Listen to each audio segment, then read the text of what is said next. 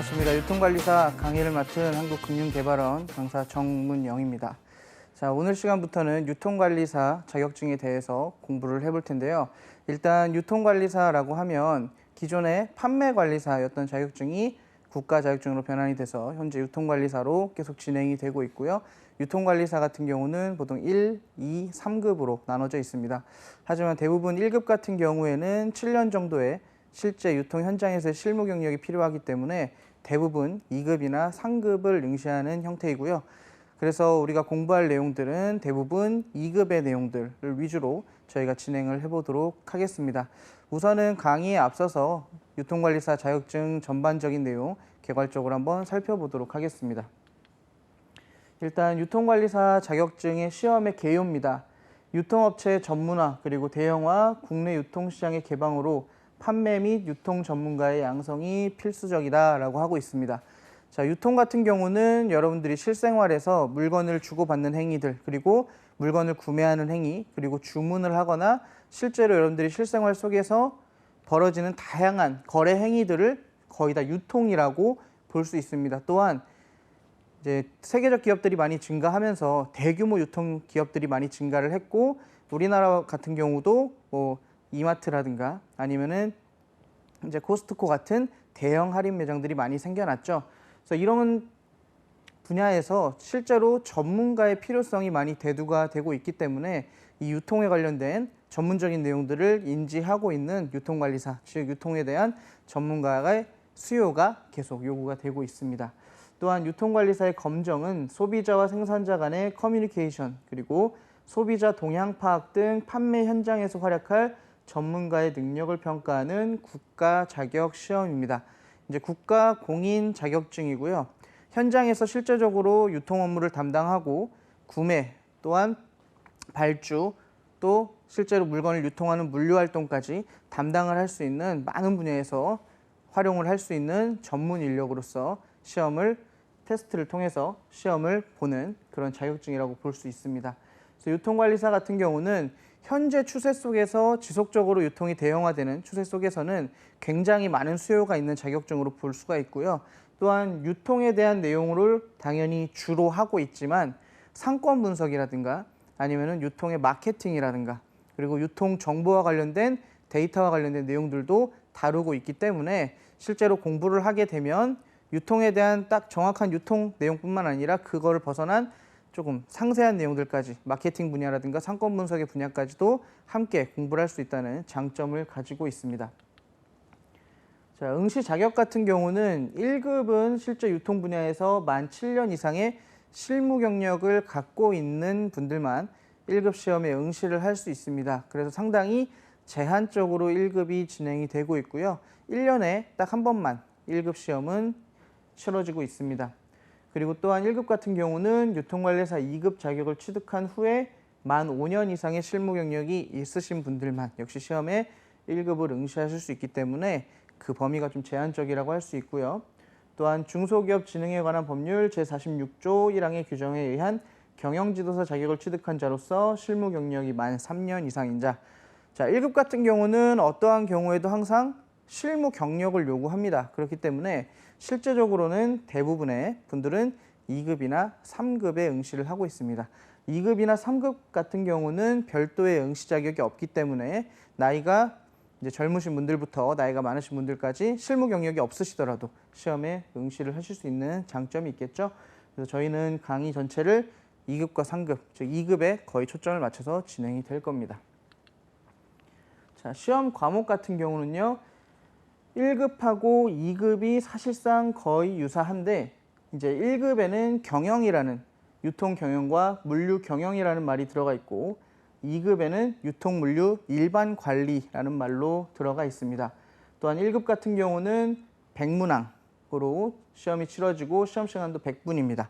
한 문제를 거의 1분에 풀어야 되는 그런 시험이고요. 2급 같은 경우는 객관식 90문항으로 총 100분의 시험 시간이 있습니다. 그래서 대부분 2급에 많이 응시를 하시죠. 자, 3급 같은 경우는 유통 상식과 판매 및 고객 관리 등 굉장히 제한적이고 짧은 내용으로 시험을 치르게 되고요. 객관식 45문항으로 시험은 45분 안에 이렇게 치러지게 됩니다. 그래서 우리가 공부할 내용은 유통물류 일반관리, 그리고 상권 분석, 유통 마케팅, 유통 정보에 해당하는 2급의 내용을 주로 공부를 진행을 해보도록 하겠습니다. 자, 합격 결정 기준 같은 경우는요, 매 과목 100점 만점에 과목당 40점 이상이고 평균 60점 이상을 받아야 합니다. 자, 쉽게 설명하면 유통관리사 2급 같은 경우에 유통물류 일반관리, 상권 분석, 유통 마케팅, 유통 정보 이렇게 4과목을 시험을 치르게 되는데 각 과목을 100점으로 하고 4과목 평균으로 했을 때 60점 이상이어야 된다는 얘기죠. 그리고 특정한 과목, 어떤 한 과목이라도 40점 이하를 받게 되면 과락이기 때문에 전체 평균이 60점을 넘더라도 합격을 하지 못하게 됩니다. 그래서 4과목 고루 점수를 받으셔야 된다는 거 알고 계셔야겠고요. 현재 시점에서 검정 수수료는 수수료를 포함해서 27,000원이고요. 시험 시작 시간은 1급과 2급 같은 경우는 보통 오전 9시에 시험을 시작합니다. 3급 같은 경우는 11시 10분 정도에 이렇게 시험이 시작되죠. 그래서 대부분 시험이 1급과 2급 같은 경우는 100분이기 때문에 실제로 4과목을 한 번에 쭉 진행합니다. 그래서 100분 동안 집중력을 갖고 시험에 응시를 하셔야겠죠. 그래서 필기 시험 시간 나와 있는데요. 100분, 45분, 1급과 2급은 100분이고 3급은 45분 동안 시험을 치르게 됩니다. 그리고 시험 일정 같은 경우는 보통 1년에 3회 시행을 합니다. 그래서 통상적으로 4월, 그리고 7월, 11월 이렇게 3번이 치러지게 되는데요. 올해 같은 경우는 이제 코로나 사태로 인해서 8월에 특별 시험이 현재 있습니다. 그래서 올해 같은 경우만 연 4회 진행이 되고 통상적으로 여태까지는 계속 연 3회 시행이 됐다는 거 참고하시면 되겠고요. 보통 4월, 7월, 11월 이렇게 진행이 되고 있습니다.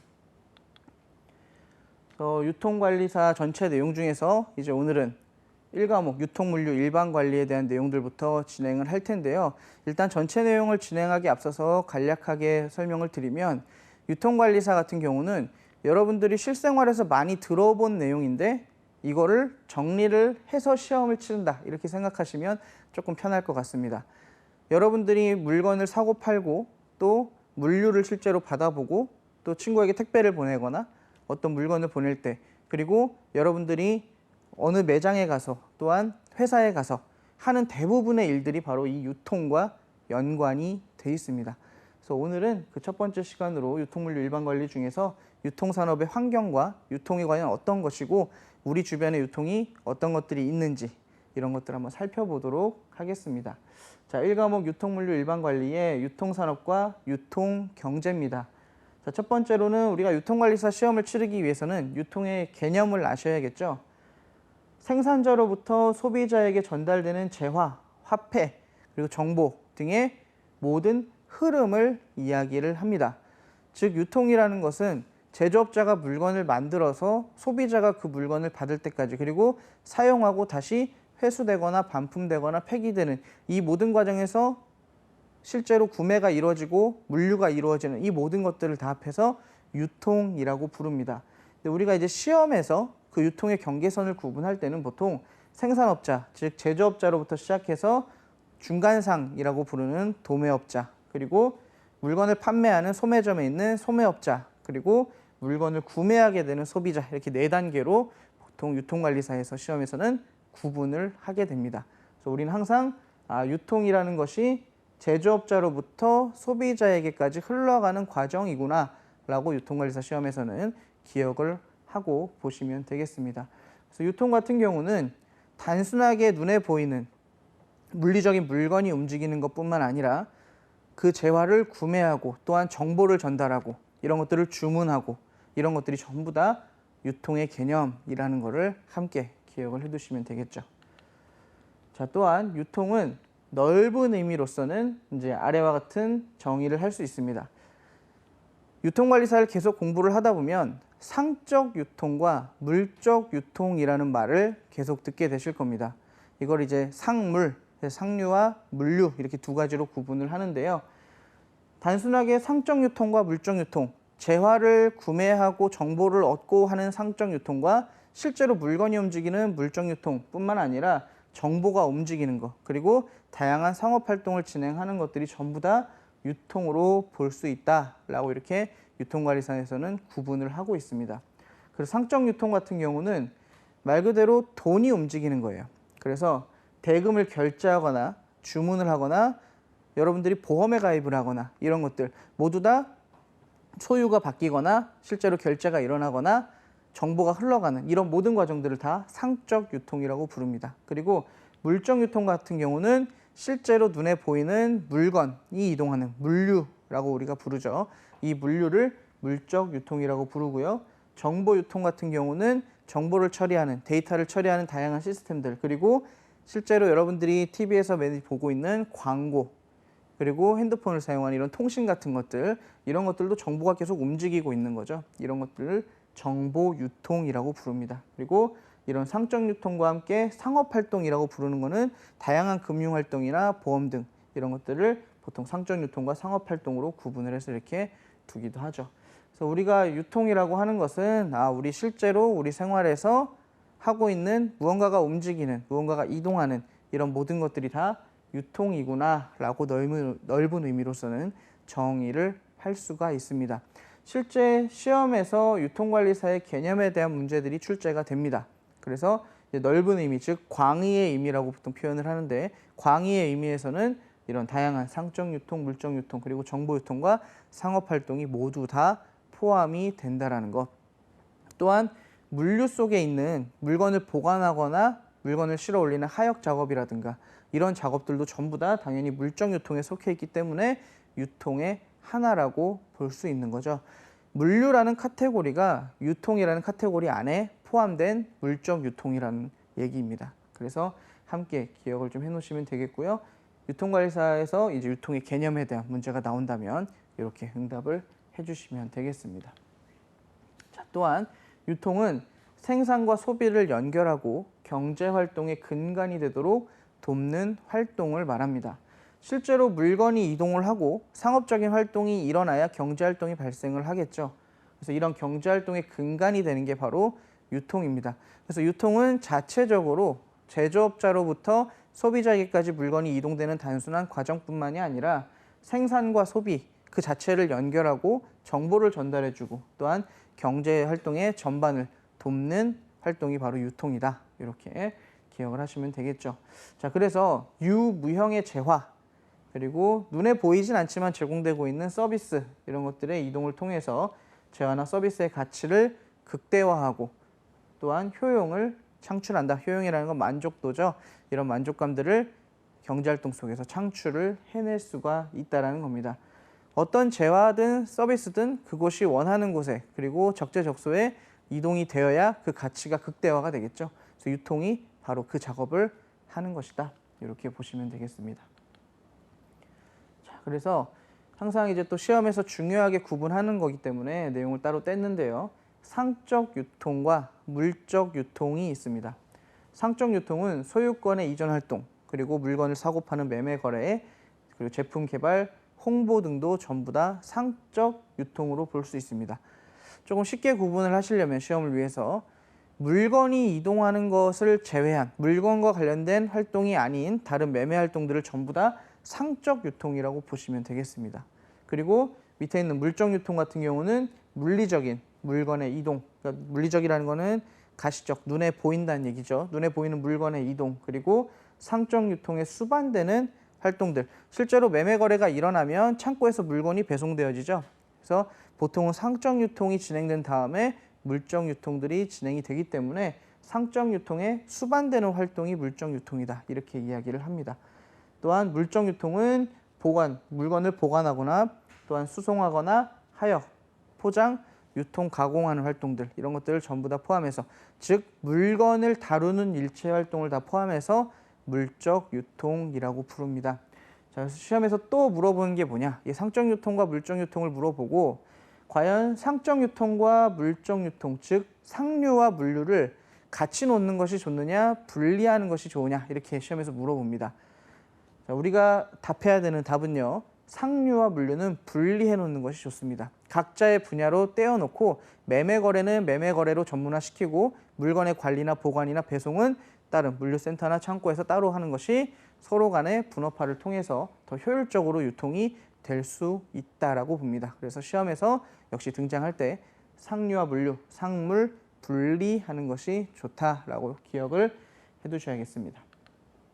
자, 그러면 우리가 앞서서 설명했던 이런 유통에 대한 내용들이 현재 어떤 것들이 유통과 연관된 산업인가, 또한 유통이 어디에서 쓰이고 있는가라는 것을 한번 살펴보도록 하겠습니다. 자, 두 번째 유통산업인데요. 유통과 관련된 전체 산업을 이루는 말로써 생산, 도매, 소매, 중개, 무역업 등을 전부 다 포함을 합니다. 여러분들이 실생활에서 가장 많이 볼 수 있는 것은 소매점이죠.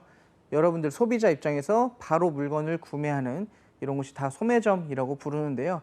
이 소매점까지 물건을 주기 위해서는 당연히 제조업자가 물건을 만들어야 되고 중간에 있는 유통업자들이 물건을 유통시켜야 되고 그래야 소매점으로 오겠죠. 그래서 이런 생산, 도매, 소매 기본적으로 여러분들이 가장 잘 이해하고 많이 알고 계신 내용들이고요. 중개업이나 무역업도 유통으로 포함이 됩니다. 물건이나 즉 재화나 서비스를 이동시키는 것, 당연히 중개업이나 무역업도 그 역할을 하죠. 자, 그래서 보시면 생산은 상품 생산과 유통의 시발점이다.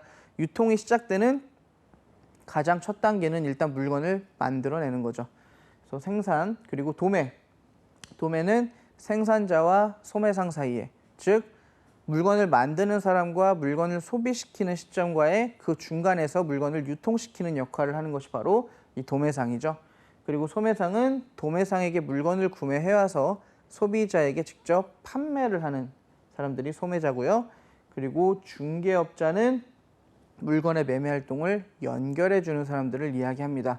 보통 이 중개라는 것은 내가 서로 모르는 당사자들에게 중간에서 매개체가 되어서 물건이나 재화나 서비스를 이동시켜 주는 걸 얘기하죠. 그래서 이런 중개 활동도 유통과 연관된 산업이다. 그리고 당연하게도 무역, 외국과의 유통 거래가 바로 무역이죠.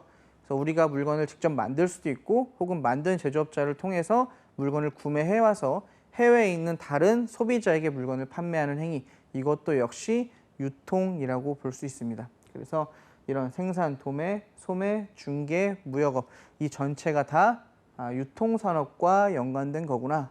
그래서 지속적으로 제가 반복해서 말씀을 드릴 거지만 재화나 서비스가 이동하는 것, 어느 한 장소에서 다른 장소로 이동하는 것, 그리고 정보가 흘러가는 것, 이런 모든 것들은 다 유통과 연관된 분야이고 산업이다라는 거 기억을 하셔야겠습니다. 자, 그래서 그러면 이런 유통들이 도대체 어떠한 사회적인 그리고 또한 경제적인 기능을 갖추고 있느냐. 자, 첫 번째가 운송이죠. 물건을 아무리 잘 만들고 좋게 만들었다 하더라도 이거를 쓸 수 있는 실제 소비자에게까지 그리고 중간상들을 통해서 전달이 잘 되어야만 실제로 물건의 효용을 가질 수가 있게 되는 거죠. 그래서 생산자로부터 소비자에게까지 물건을 전달하는 과정, 바로 이 운송이 굉장히 중요한 유통의 기능 중에 하나입니다. 자, 그리고 제가 괄호를 하고 장소적 효용이라는 말을 적어놨는데요. 운송이라는 것은 특정 지점에서 특정 지점까지 물건을 이동시켜주는 역할을 하죠. 그래서 어떤 다른 장소와 다른 장소끼리를 연결해주는 역할을 한다. 그래서 장소적 효용이라는 말을 운송에다가 사용을 합니다. 자, 그리고 두 번째는 보관인데요. 유통 안에 있는 물류 작업 중에 보관, 하역, 포장 등등등 이런 활동들이 물류 작업에 포함이 된다고 말씀을 드렸죠. 보관이라는 것은 실제 지금 현재 물건이 필요하진 않지만 특정 시점에 물건이 사용될 것을 예측해서 가지고 있는 겁니다. 그래서 지금 시점과 실제 사용될 시점, 이 다른 시점 간의 차이를, 즉 시간 간의 차이를 조정해주는 역할을 하는 것이 바로 보관입니다. 그래서 보관은 시간적인 효용을 가져다 준다라고 이렇게 이야기를 합니다. 또한 유통 같은 경우는 실제로 보관 기능도 그렇지만 공급과 수요를 중간에서 조절을 해줍니다. 마구잡이로 시장에 물건을 내놓는 것이 아니라 그 중간에서 중간상이나 유통업자들이 물건의 시점 그리고 실제로 공급됐을 때의 파장을 생각해서 보관을 하거나 혹은 더 많이 수요를 시키거나 더 많은 유통을 진행하거나 하는 활동들을 하죠. 그러면서 자연스럽게 물가를 안정화시키고 또한 공급과 수요, 제조업자와 소매상 사이에서 중간상들이 이거를 관리를 해줍니다. 수급 조절 기능을 갖추고 있죠. 또한 사회적으로 불일치를 극복합니다. 물건이 없는 곳과 물건이 있는 곳의 차이가 있겠죠. 그래서 실제로 유통을 통해서 물건을 이동시키고 그 이동된 물건을 활용함으로써 사회적인 불일치를 극복하고 조금 더 나아지게 하는 효과를 유통이 갖습니다. 유통의 기능들 이렇게 갖고요. 그래서 운송, 보관, 수급 조절, 그리고 사회적 불일치의 조절 이런 것들을 유통이 담당을 하고 있다. 실제로 여러분들이 우리가 가만히 있는 이 순간에도 여러분들이 강의를 보고 있는 이 순간에도 지속적으로 물건이 계속 운송되어지고 있고 보관되어지고 있고 그것이 소비가 되고 있고 그 생산과 수급을 조절하기 위해서 관리를 하고 있습니다. 이런 활동들이 유통의 기능으로서 현재 우리 실생활에 굉장히 밀접하게 들어와 있다. 이렇게 보시면 되겠습니다. 자, 그러면 유통이 제조업자로부터 소비자에게까지 전달이 되는데 과연 이 각 분야에 있는 제조업자로부터 소매상까지, 소매상에서 제조업자까지 어떤 기능들을 담당을 하느냐 이런 것들을 한번 살펴보도록 하겠습니다. 실제 이제 1과목 시험에서는 보통 중간상인 도매상에 대한 이야기들이 가장 많이 출제가 됩니다. 유통의 중간상 역할이기 때문에. 그런데 소매상을 여러분들이 쉽게 생각하시고 소매상은 별로 기능이 없어. 그냥 단순히 물건을 판매하는 역할만 할 거야 라고 생각을 하셔서 이제 시험에서 조금 실수를 하시는 부분들이 있습니다. 자, 보시면 소매상의 기능과 특성입니다. 첫 번째, 최종 소비자에게 물건을 판매하는 기능을 갖습니다. 당연히 유통이라고 하면 물건을 판매하기 위해서 하는 행동이죠. 그리고 그 판매를 소매점, 여러분들이 아는 슈퍼나 일반 여러분들이 근처에 있는 매장들 이런 것들이 전부 다 소매점이죠. 소매점에서 최종 소비자에게 판매를 하는 기능을 갖습니다. 가장 1차원적인, 가장 기본적인 소매상의 기능이고요. 자, 두 번째는 상품 구색을 갖추고 소비자들에게 최적의 재화와 서비스를 제공하기 위해서 노력을 한다. 자, 상품 구색이라고 하면 다양한 상품들을 갖춘다라는 개념으로 보시면 됩니다. 그래서 실제로 물건을 판매하기 위해서는 어떤 특정한 물건만 갖고 있는 것들이 아니라 각 소매점들이 경쟁하듯이 다양한 상품 구색을 갖춰 놓게 됩니다. 그러면서 소비자들은 자신이 원하는 것을 최적의 재화를 구매할 수 있는 기회를 갖게 되는 거죠. 바로 이런 것들을 소매상이 제공을 해주게 되는 겁니다.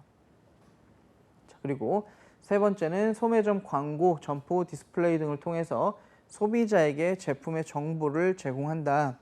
자, 어떠한 물건이 필요한 소비자가 있는데 이 물건이 실제로 존재하는지 그리고 어디에서 판매를 하는지 어디에서 구할 수 있는지를 모르다가 소매상이 광고를 한다거나 점포의 디스플레이를 통해서 최적의 재화를 소비자가 찾아서 구매를 하게 되는 그런 기능도 갖추게 되는 거겠죠.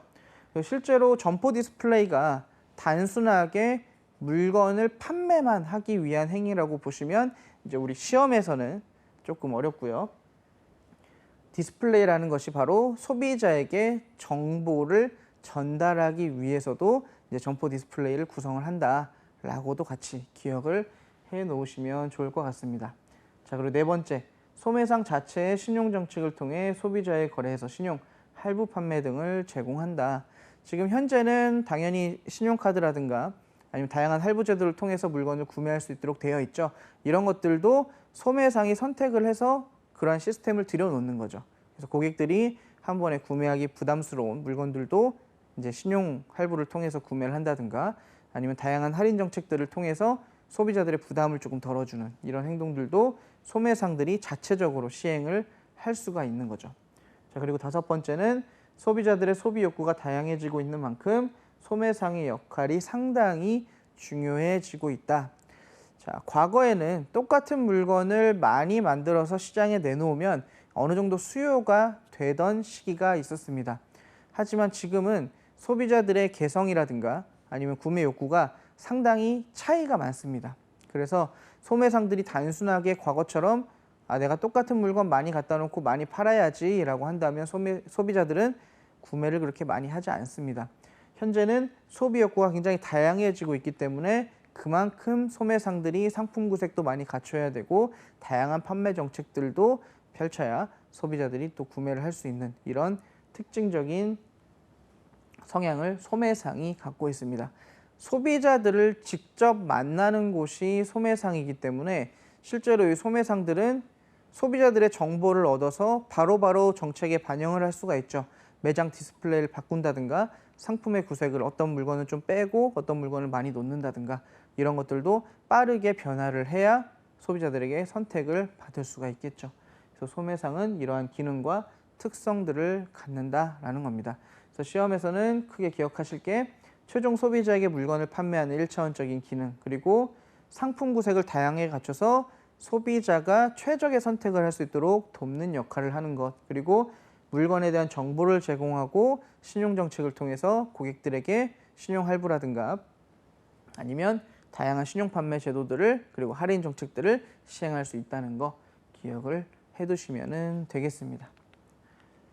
자, 그래서 소매상들은 어떤 점들이 바로 이제 소매상이냐, 어떤 점포들이 첫 번째 백화점입니다.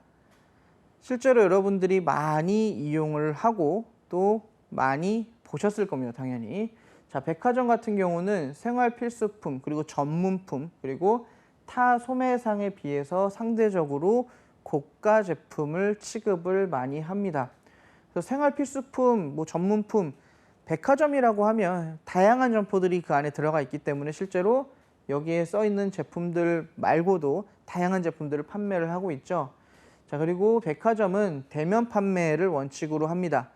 요즘에 이제 인터넷 쇼핑이 많이 발달해서 컴퓨터로 혹은 인터넷으로 물건을 구매하시는 분들이 많이 있는데 백화점은 보통 가서 구매를 해야 하죠. 물론 일부 백화점 같은 경우에는 실제로 인터넷으로도 물건을 구매할 수 있습니다. 하지만 이제 점포라는 특성상 대면 판매를 실시를 하고 있고요.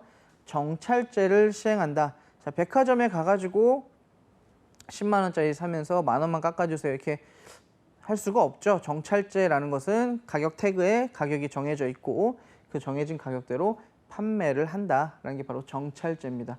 그래서 백화점의 특징이고요. 자, 그리고 홍보 및 인적, 물적 서비스가 굉장히 풍부하게 제공이 됩니다. 대다수의 분들이 백화점을 이용하는 가장 큰 이유 중에 하나가 바로 서비스죠. 백화점을 이용하면서 좀 깔끔한 분위기, 그리고 조명, 음악, 그리고 친절한 직원들 이런 것들 때문에 백화점을 이용하시는 분들이 상당히 많이 있죠. 이런 것들이 백화점의 특성입니다. 자, 그리고 특약 매임의 비중이 높기 때문에 매출액의 변화폭이 조금 크다는 특징도 있죠. 자, 특약 매입이 어떤 것이냐면요. 유통업자가 상품을 외상 매입하여 판매된 금액에 대해서 결제를 하고 판매되지 않은 상품은 반납할 수 있도록 하는 계약 방식입니다. 즉, 일단은 물건을 구매해와서 판매를 해보고 판매된 분에 대해서는 금액을 지불하고 나머지 판매되지 않은 물건을 다시 반납을 하는, 돌려주는 이런 절차를 바로 특약 매입이라고 하는데요. 백화점 같은 경우는 다양한 상품 구색을 갖추기 위해서 특약 매입의 비중을 높이고 있습니다. 하지만 이것에 따라서 실제 판매가 안 될 수도 있기 때문에 매출액의 변화폭도 상당히 큰 특징을 갖죠. 그래서 우리가 시험에서 백화점을 언급한다면 기억하실 거는 조금 고급스러운 분위기, 그리고 이 풍부한 물적 자원, 그리고 서비스 자원, 그리고 다양한 물건을 판매한다라는 거 기억을 하시면 되겠습니다. 또한 정찰제로 물건을 판매하기 때문에 실제로 물건이 비싸다고 느낄 수 있습니다. 그래서 고가격으로 판매를 하고요. 대신 가격이 높은 만큼 마진은 높게 남겠죠. 마진은 높게 남습니다. 자, 그리고 가격이 높기 때문에 사람들이 단시간에 여러 번 구매를 계속 진행하는 것이 아니라 특정한 분들이 구매를 원할 때 하나씩 구매를 하시죠. 그래서 실제 물건의 회전율이 조금 낮다라는 거 이렇게 같이 기억을 해놓으시면 되겠습니다. 두 번째는 슈퍼마켓입니다. 여러분들이 가장 많이 이용하는 상점 중에 하나죠.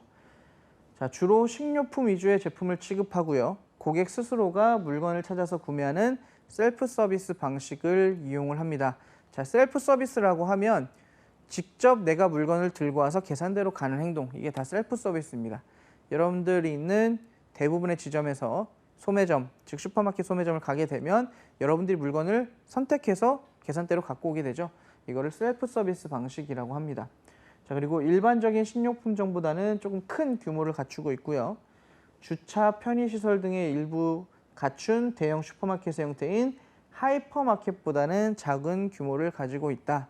자, 여러분들 간혹 가다가 조금 넓은 주차장을 갖추고 1층 혹은 2층 정도 되는 큰 대형 슈퍼마켓들이 들어와 있는 거 보신 적 있으실 거예요. 이런 것들을 보통 하이퍼마켓이라고 부릅니다. 그러니까 우리가 잘 알고 있는 동네에 있는 조금 큰 이제 식료품 가게는 슈퍼마켓이라고 부르고요. 주차 시설이나 편의 시설을 약간 갖춘 이런 대형 마트, 그러니까 완전 큰 대형 마트는 아니지만 어느 정도의 규모를 중간급으로 갖춘 이런 마트들을 대부분 다 하이퍼마켓이라고 부릅니다. 우리가 아는 홈플러스 이마트 같은 대형 마트들보다는 작고요. 우리 주변에 있는 슈퍼마켓보다는 좀 큰 형태, 이런 것을 하이퍼마켓이라고 부르죠. 이런 것도 슈퍼마켓의 한 부분으로 볼 수 있습니다.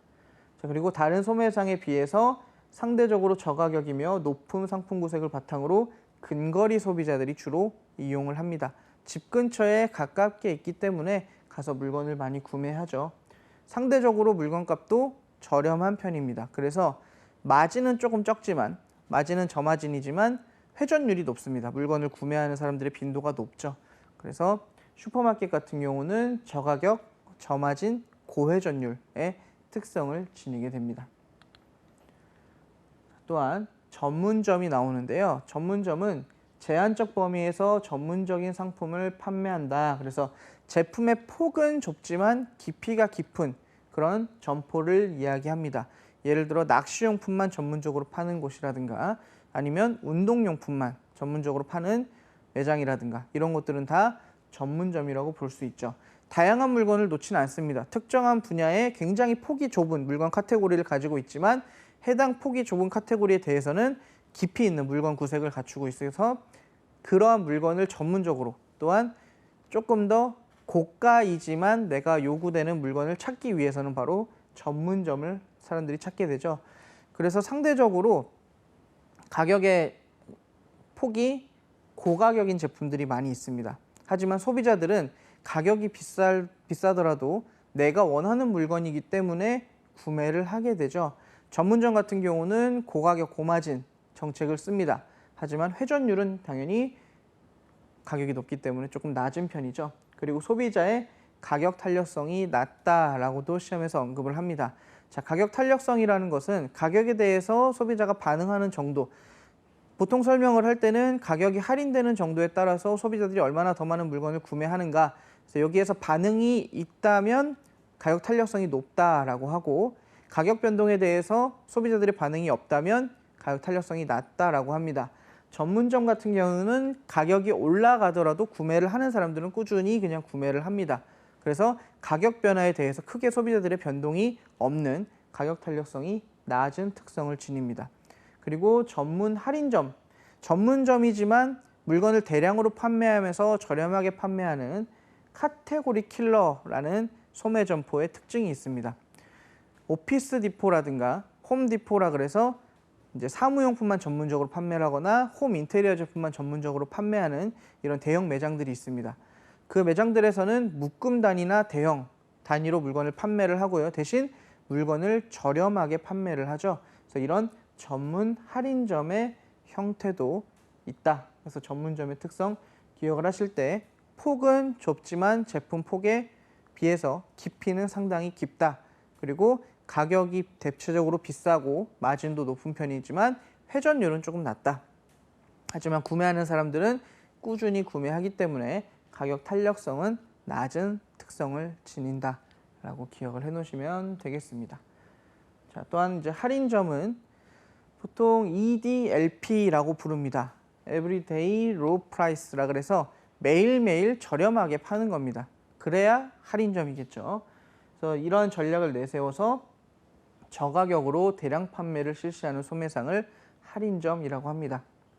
여러분들이 알고 있는 대형마트들이 바로 이 할인점에 속하죠. 그래서 식료품이나 편의품, 잡화 등 사람들이 바로바로 사용할 수 있는 소비재 중심으로 판매를 하고요. 보통 생산자로부터 대량 구매를 해서 저렴하게 가져옵니다. 그리고 소비자들에게도 조금 저렴하게 판매를 하는 형태죠. 그래서 저가격이라고 해서 또 할인점에 있는 물건들은 무조건 품질이 좋지 않다라는 편견이 있는데요. 저품질을 의미하는 것은 아닙니다. 가격이 낮다고 해서. 그래서 보통 표준 브랜드의 상품을 조금 저렴한 가격으로 판매를 하는 게 할인점이죠. 자, 그리고 역시 셀프 서비스 방식. 대형마트에 가셨을 때도 여러분들이 카트를 끌고 다니면서 물건을 다 담아서 계산대로 오죠. 이런 셀프 서비스 방식을 선택하고요. 인테리어는 그렇게 크게 신경을 많이 쓰진 않습니다. 어느 정도의 구색은 갖추지만 백화점 같이 상당한 서비스 정도의 혹은 인테리어 정도를 유지하진 않고요. 이러한 인테리어 비용을 가격 할인으로 이제 보상을 하고 있다라고 볼 수 있는 게 바로 할인점이죠. 그래서 할인점 같은 경우는 저 EDLP라는 말, 매일매일 싸게 제공을 해드리겠습니다 라는 슬로건을 걸고 판매를 하는 곳이 바로 할인점이다 라는 거 기억을 해두시면 되겠습니다. 자, 그 다음 편의점은요. 여러분들이 집 주변에서 상당수의 편의점을 발견하실 수 있을 텐데요. 한정된 수의 제품을 취급합니다. 편의점 점포마다 조금씩 다른 물건들을 파는데 말 그대로 여러분들이 그때그때 소비가 필요한 편의품 위주로 판매를 합니다. 그리고 가장 큰 특징 자체가 24시간 영업, 그리고 연중 무휴죠. 쉬질 않습니다. 그래서 내가 원하는 시기에 원하는 시간에 물건을 바로바로 구매할 수 있다는 특징을 갖지만 대체적으로 가격이 조금 높은 그런 점포가 바로 편의점이죠. 주택가나 거주 밀집 지역에 많이 포진이 돼 있습니다. 그래서 편의점을 얘기할 때 항상 나오는 얘기가 바로 도미넌트 전략이라는 건데요. 도미넌트 전략이라는 것은 특정 지역의 수요를 가져오기 위해서 똑같은 이제 체인 프랜차이즈죠. 프랜차이즈의 편의점이 여러 개로 들어서는 겁니다. 예를 들어서 5블록 안에 한 블록, 2블록마다 편의점을 내놓는 거예요. 그래서 모든 소비자들이 그 편의점으로 몰리고 추후에는 이 몰린 소비자들을 기반으로 다시 편의점을 빼서 수요를 장악하는 이런 전략을 바로 도미넌트 전략이라고 합니다. 그래서 경쟁적으로 매장을 입점을 시킵니다. 해당 지역에 계속 입점을 시켜서 해당 지역의 수요를 그 체인으로 몰아오는 거죠. 이런 전략들을 많이 쓰는 게 바로 편의점입니다. 그래서 여러분들이 실제로 왜 바로 저 뒤에 있던 매장이 또 똑같은 프랜차이즈 편의점이 앞에 하나 더 있을까 이 생각을 많이 하셨을 건데 해당 지역에 그만큼 수요가 많다는 뜻이고 그 수요를 장악하기 위한 프랜차이즈의 전략이다라고 볼 수 있습니다. 그래서 편의점. 자, 그다음에 회원제 도매클럽이라고 있습니다. 제가 그림을 넣어놨죠. 회원으로 가입을 해야 이제 말 그대로 그 회원으로 가입한 고객만 이용이 가능하고 매장 인테리어는 정말 매우 낮은 수준으로 대부분 유지를 하죠. 그리고 물건의 판매 단위는 박스나 대량 단위로만 판매를 합니다. 그래서 일반 할인점보다도 더 저렴해요.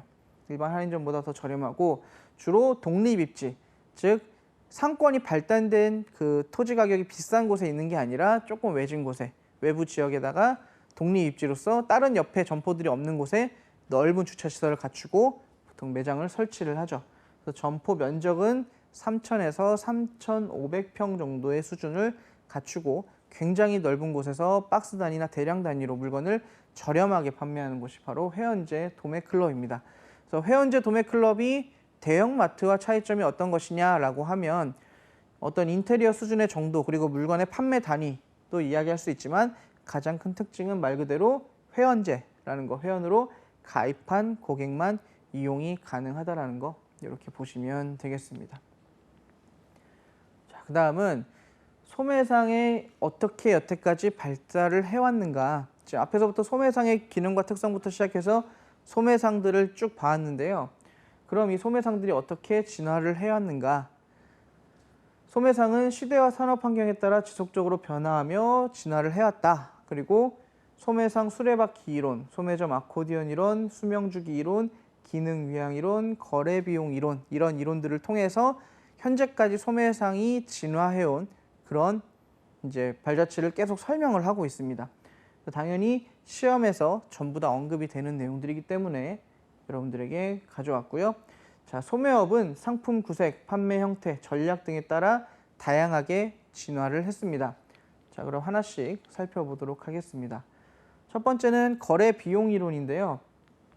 쭉 많이 멘트가 있지만 간단하게 설명을 드리면 내가 하는 이 유통 자체가 외부한테 아웃소싱을 주거나 외부의 관리자에게 맡겼을 때는 그 비용이 상당히 많이 드는데 이거를 내부화시켜서 내가 통제를 한다면 그 유통에 대한 거래 비용이 감소가 되지 않을까. 그리고 실제로 그렇게 하면서 유통업자들이 발달을 해왔다라고 설명하는 게 바로 거래 비용 이론입니다. 밖으로 새는 비용을 내부화해서 통제해서 비용을 줄여보자 하는 게 바로 이 거래 비용 이론이죠. 보시면 세 번째 거 보시면 강력한 통제와 유통비용 감소 효과가 실제로 나타나게 됩니다. 내가 외부에게 일을 맡기고 아웃소싱을 하는 것보다는 이거를 모두 다 내부화시켜서 통제를 하기 때문에 이런 효과들이 나타난다는 게 바로 거래 비용 이론이죠. 대부분의 유통기업들은 이 내부화 작업을 하기 위해서 노력을 합니다. 그래서 몸집을 불리고 다양한 기능들을 스스로 수행을 하려고 노력을 하죠. 그래서 이렇게 했을 때는 거래 비용이 줄어들겠구나 라고 설명하는 이론이 바로 거래 비용 이론입니다. 자, 두 번째는 기능 위양 이론인데요. 자, 거래 비용 이론과는 조금 달라요. 오히려 잘하는 기능들을 외부에 주자는 겁니다. 그랬을 때 그 분업화의 효과로 인해서 각각이 잘하는 기능들을 수행을 하게 될 거고 우리는 저렴한 비용으로 그러한 유통 기능들을 활용할 수 있게 되겠다라고 설명하는 것이 바로 기능 위양 이론입니다. 그래서 비용이 적게 드는 당사자에게 해당 기능을 맡겨서 전체 비용을 좀 줄여보자라고 하는 게 바로 기능 위양 이론이죠. 그래서 효율성이나 비용을 저렴하게 하기 위해서 유통 정보, 마케팅, 유통 관리 기능들을 각각으로 위양을 시켜놓고 분업화해서 거래 비용을 줄이는 이런 것들이 바로 기능 위양 이론입니다.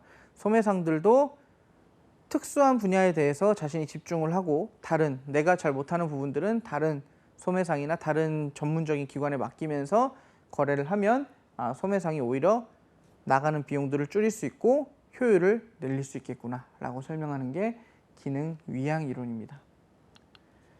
다음은 소매상 수레바퀴 이론인데요. 과거로부터 소매상은 계속 발전을 하면서 수레바퀴처럼 진행을 해왔다 이렇게 설명을 하는 겁니다. 처음에는 저가격, 저마진, 저서비스 말 그대로 상품 구색을 많이 갖추지 못하고 판매를 시작하다가 소매점이 계속 운영을 하다 보니 특정한 잘 팔리는 물건으로 상품군을 늘리고 가격도 늘리게 되면서 마진도 높아지게 되죠. 그런데 상품 구색을 또 줄였더니 내가 가격도 높였더니 싸게 파는 다른 혁신적인 저가격의 점포들이 내 뒤로 생겨나게 되죠. 그러면서 계속 소매업이 수레바퀴 굴러가듯이 저가격, 저마진, 저서비스에서 고가격, 고마진, 고서비스로 이동을 하고 그 틈새에 혁신적인 저가격, 저마진, 저서비스의 업체들이 생겨나면서 계속해서 수레바퀴처럼 굴러가겠다라고 설명하는 게 바로 소매상 수레바퀴 이론입니다. 그래서 역시 시험에서는 저가격, 저마진, 저서비스, 고가격, 고마진, 고서비스 그리고 그 틈새에 혁신적 저가격, 저마진, 저서비스가 등장한다는 순서 정도를 기억을 해놓으시면 되겠습니다. 그리고 소매점 아코디언 이론 같은 경우는요. 실제로 아코디언을 보시면은 늘렸다가 줄였다가 확대했다가 축소했다가 이런 모습을 보이는데요. 소매점이 처음에 등장을 했을 때는 제품 구색에 한계가 있기 때문에 판매를 하다가 계속해서 소매업을 유지하면서 제품 구색을 늘려나갑니다.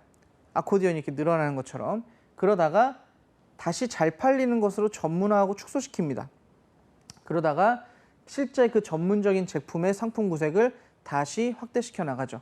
예를 들면 어떤 슈퍼마켓에서 특정한 과자 상품이 잘 팔린다라고 하면 다른 과자 상품들이나 사탕 상품들이 잘 팔리지 않을 때 그 과자 상품만 많이 놓게 되죠. 그러면은 상품 구색이 전문적인 상품 구색이 많이 늘어나게 되고 하지만 이 전문적인 상품 구색이 늘어난 만큼 다른 상품 구색들은 줄어들면서 다시 전체 상품 구색은 줄어들게 되는 그래서 아코디언이 왔다 갔다 하는 것처럼 이렇게 상품 구색이 변한다. 그래서 소매점 아코디언 이론이라고 부릅니다. 그래서 상품 구색의 변화가 확대됐다가 축소됐다가 다시 확대되는 단계로 아코디언을 연주하는 것처럼 변해져 간다라고 설명을 하는 게 바로 소매점 아코디언 이론입니다. 그리고 수명주기 이론은 원래 제품이 태어나서 제품이 하나가 만들어져서 사라질 때까지를 수명주기라고 부르는데요. 이 수명주기를 소매점에다가 대입을 한 겁니다. 그래서 도입기에는 시장 확대가 되고 성장기 때는 굉장히 크게 성장을 하고 성숙기 때는 성장은 좀 적지만 성장기 때 있었던 점유율을 계속 유지하는 전략을 취하다가 이제 이제 상품이 팔리지 않는 쇠퇴기가 오게 되면 이제 이익이 제로가 되고 감소하고 시장 철수 전략을 세우게 되죠. 그래서 시장을 철수한 다음에 또다시 새로운 물건을 만들어서 도입을 하고 성장을 했다가 성숙을 하게 되고 쇠퇴를 하게 되는 이 반복이 계속 한 사람의 수명처럼 이루어진다라고 해서 수명주기 이론이라고도 합니다. 그래서 소매업도 실제로 저런 식으로 발달을 하게 되죠. 자, 그다음은 도매상의 개념과 기능인데요. 도매상 같은 경우는 중간상의 개념입니다. 그래서 실제로 전체 제조업자와 소비자를 연결하는 기능을 수행하는데요. 두 번째 보시면 도매업자는 상품을 대량으로 집하해서 하부의 소매상에게 제공해주는 역할을 하고 비교적 유통업체의 규모가 큰 도매업자들이 많이 있습니다. 도매상을 기억하실 때는 간단합니다. 제조업자와 소매상을 이어주는 역할을 하는 게 바로 도매상입니다. 그래서 도매상 같은 경우는 제조업자를 대신해서 시장 확대 기능, 제조업자가 직접 물건을 팔지 못하니까 도매업자가 그 물건을 들고 나가서 판매를 해주죠.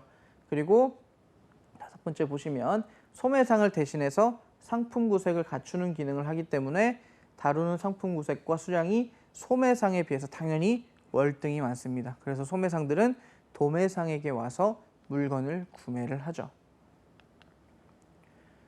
다음은 유통산업의 발전 과정인데요. 간략하게 설명을 드릴게요.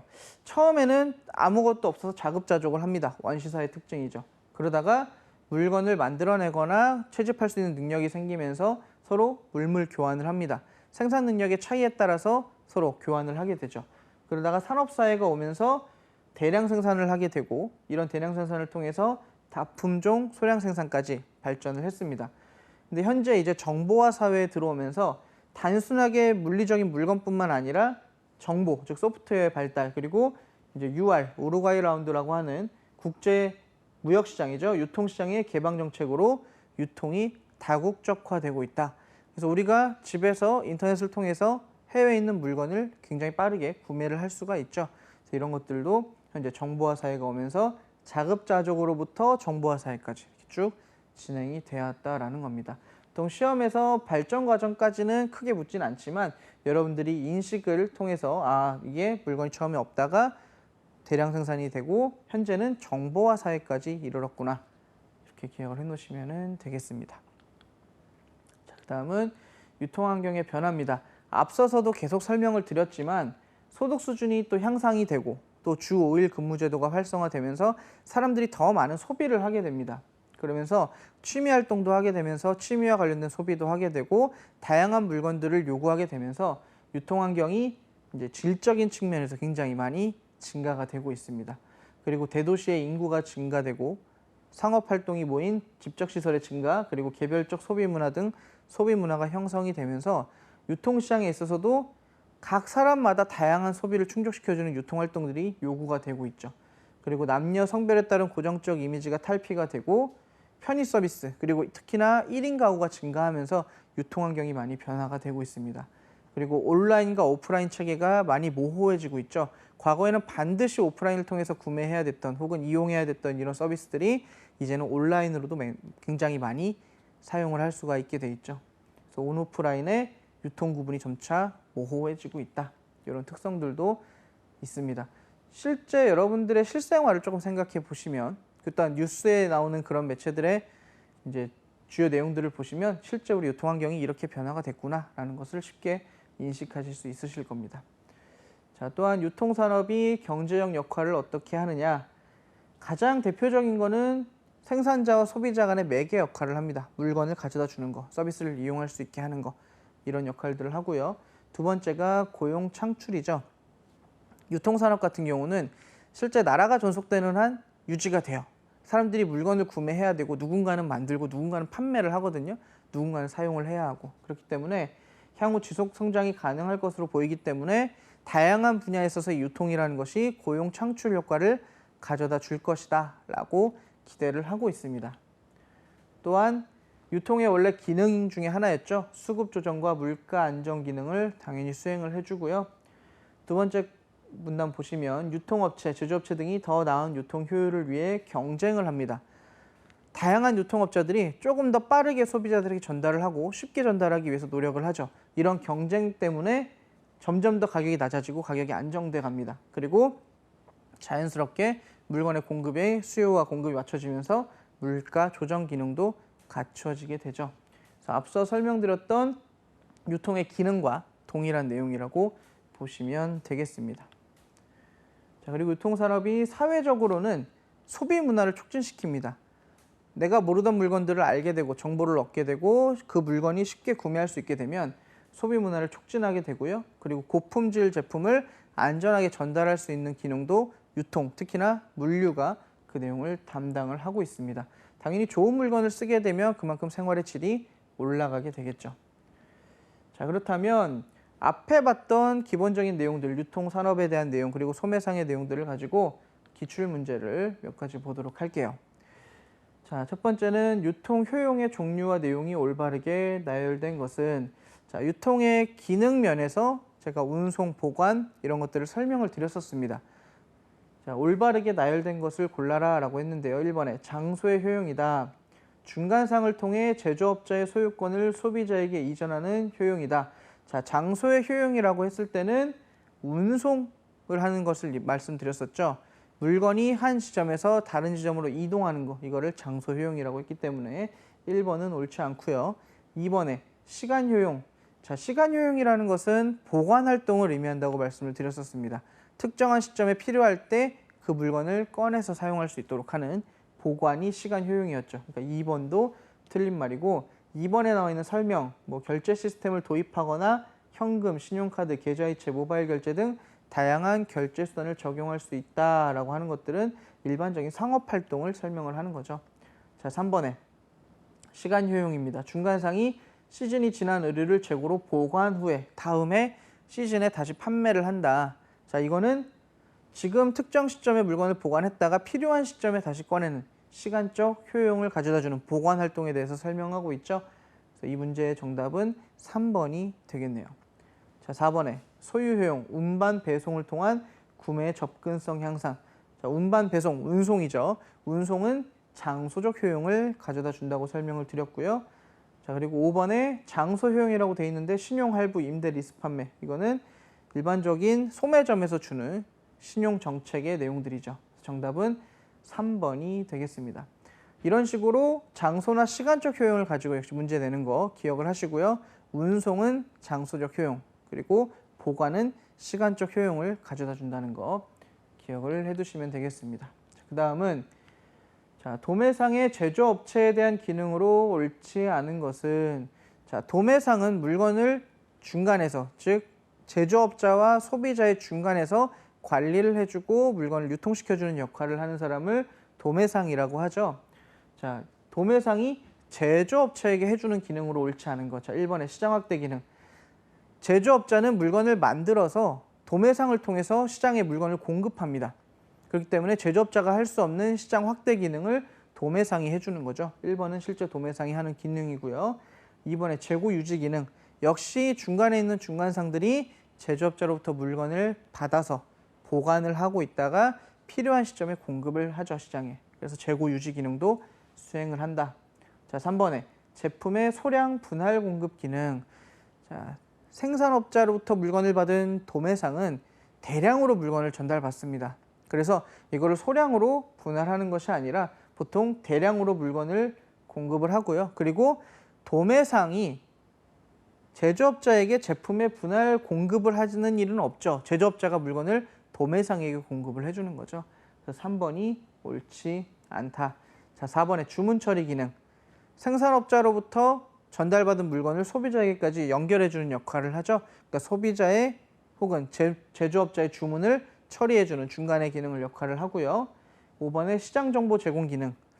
도매상이 물건을 많이 요구를 하면 제조업자는 그만큼 이 물건이 시장에서 많이 팔리고 있구나 라는 정보를 자연스럽게 전달을 하게 되는 거죠. 그래서 시장정보의 제공 기능도 수행을 합니다. 그래서 도매상이 제조업체에 대한 기능으로 옳지 않은 것은 3번. 3번의 내용은 제조업자가 도매상에게 할 수 있는 역할로 잘 볼 수 있겠죠. 그래서 이 문제에 대한 정답은 3번입니다. 그 다음은 가장 많이 등장하는 문제 유형인데요. 최근 국내 유통의 변화와 그에 따른 시사점으로 옳지 않은 것은 자, 유통 환경의 변화나 산업의 변화에 대한 이야기들을 많이 합니다. 자, 1번에 유통업의 국제화와 정보화가 진전되었고 무점포 판매가 증가하고 있다. 현재 추세라고 말씀을 드렸죠. 우루과이 라운드를 통해서 국제화, 무역이 진행되고 있고 계속해서 다양한 정보화가 진행되고 있다. 그리고 반드시 대면 판매가 아니어도 판매가 가능한 무점포 판매가 증가가 되고 있습니다. 자, 그리고 2번에 제조업체, 도매업체, 소매업체, 소비자의 관계와 역할이 변화됨에 따라 전통적인 유통 채널이 약화되고 있다. 과거에는 단순하게 제조, 도매, 소매, 소비자 이런 식으로 전달이 되는 체계였다면 이제는 그 중간상들이나 다양한 시스템들이 발달이 되면서 반드시 그 전통적인 유통 채널의 형태가 아니더라도 물건을 구매할 수 있거나 이용할 수 있는 시대가 됐죠. 4번에 보시면 소비자들의 다양한 구매 패턴에 따라 어느 점포, 어떤 매장을 이용할 것인가의 선택이 중요하게 부각되고 있다. 단순하게 어떤 광고를 보고 물건을 구매하는 것이 아니라 소비자들은 개인이 원하는 물건을 개인이 원하는 곳에서 구매하길 원합니다. 그래서 굉장히 다양한 구매 패턴들이 생겨났고 단순한 구매 패턴을 통해서는 이제 판매하는 분들도 소매상들도 그리고 중간상들도 물건을 공급하는 것이 쉽지가 않게 되었다. 그래서 소비자들이 어떻게 하면 선택을 하게 될 것인가 이런 것들에 대한 중요성이 부각이 되고 있죠. 자, 그리고 5번에 제조업자, 도매업자, 소매업자 각각의 역할이 점점 뚜렷하게 구분되고 있다. 자, 전통적인 유통 경로와 다르게 어떻게 되고 있다고요? 점차 역할의 구분이 모호해지고 있는 추세입니다. 그래서 도매상들이 소매상 기능을 수행을 하게 되고요. 유통업자들이 직접 물건을 만드는 제조업자 기능도 수행을 하게 됩니다. 그래서 과거보다는 바뀌어오면서 계속해서 역할이 점점 뚜렷하게 구분이 되는 것이 아니라 조금 애매모호해지고 있다. 이렇게 볼 수 있습니다. 자, 오늘 전체 내용들 간단하게 정리를 하면 유통의 환경이 어떻게 진행이 되고 또 소매업자들이 어떤 역할을 하는지, 도매업자들이 어떤 역할을 하는지 정도를 살펴봤는데요. 유통의 기본 개념은 시험에서도 많이 출제가 되고 또 유통의 산업 환경에 관련된 내용들, 최근 정보화나 국제화에 대한 이슈들이 많이 추세적으로 출제가 많이 되고 있는 만큼 잘 기억하셔서 정리를 해놓으시면 시험 공부하시는 데 도움이 되실 것 같습니다. 오늘 강의는 여기까지 진행하도록 하겠습니다. 저는 한국금융개발원 강사 정문영이었습니다.